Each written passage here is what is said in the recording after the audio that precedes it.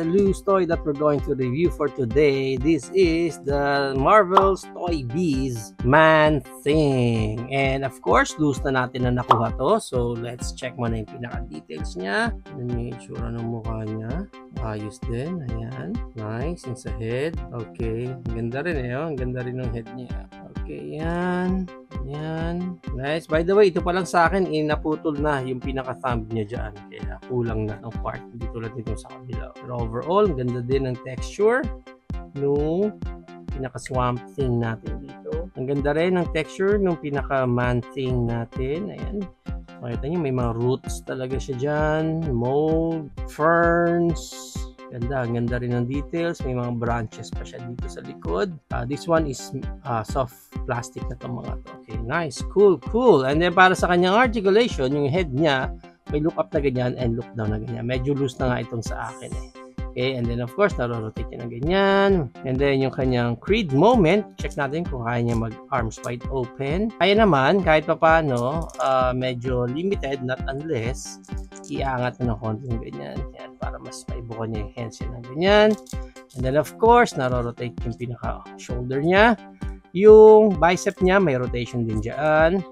Yung kanyang elbow bend, 2 joints. Double jointed yung kanyang pinaka-elbow. And then yung kanyang kamay na up ng ganyan and down ng ganyan. And again, yung thumb niya may articulation dyan pero naputol. So dito sa kabila, naiikot lang yan ng ganyan. Okay? And then yung pinaka-pointy finger niya, yan nakahiwalay din. Pwede rin ma-articulate yung pointy finger niya na yan. And of course, yung the rest ng finger, sabay-sabay na sila in core root. Sunod na articulation niya is dito sa kanyang pinaka-abdomen or sa kanyang abs. Yan.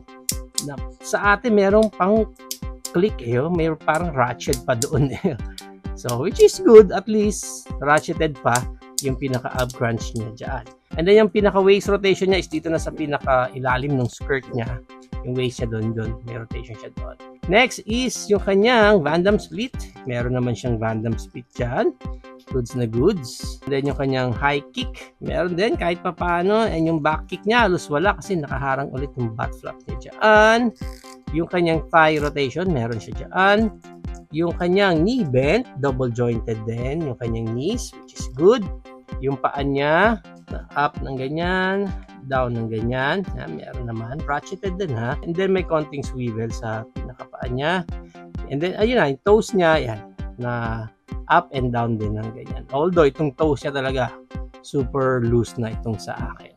Again, loose natin nakuha ito. So I don't know kung meron pang ibang kasama accessories. Pero kung meron din kayo nitong Man-Thing from Toy Biz, comment down kung meron kayong nakuha ng mga accessories from this. Now, para sa height ni Man-Thing, ang height niya is around 7.5 inches. Ang maganda niya, compare pa natin siya sa iba pa nating figure tulad ng ating MCF naman na si Swamp Thing. Yan, mega figure kasi yan eh. Although, inaayos ko yung arms niya kasi loose yung sa akin eh. So, pinapatuyo ko pa yung right arm niya. We also have here our Toy Biz din na si Sasquatch. Mas malaki siya. We also have here our MCF Doomsday, our Marvel Legends Hulk, our Viking He-Man, and our 3.75 Jurassic World Hammond Collection Dr. Ellie. So yan ang ating height comparison. If you are planning to buy a loose Man-Thing din ng Toy Biz, ang price range niya is around 350 up to 750 pesos. Depende na again kung kaninong seller kayong makakuha kasi usually ganun na lang kababa ang price ng mga Toy Biz na figures since very common sila sa mga loose parts nila sa kamay and especially sa paa. There you have it now guys, na ang ating Marvel Toy Biz Man-Thing. Overall, kinuha ko lang ulit itong figure na to kahit na loose na, kahit na may mga loose joints na rin siya at may mga broken parts na rin siya kasi parang kakailanganin ko siya doon lang sa theme ng collection na binubuo ko. Even though na loose na rin itong ating Man-Thing dito, eh ang ganda pa rin naman ng details niya. Medyo pahirapan nga lang talaga kung itatayo ka siya kasi talagang mabilis mag-loose yung mga joints dito mga Toy Biz natin na ito.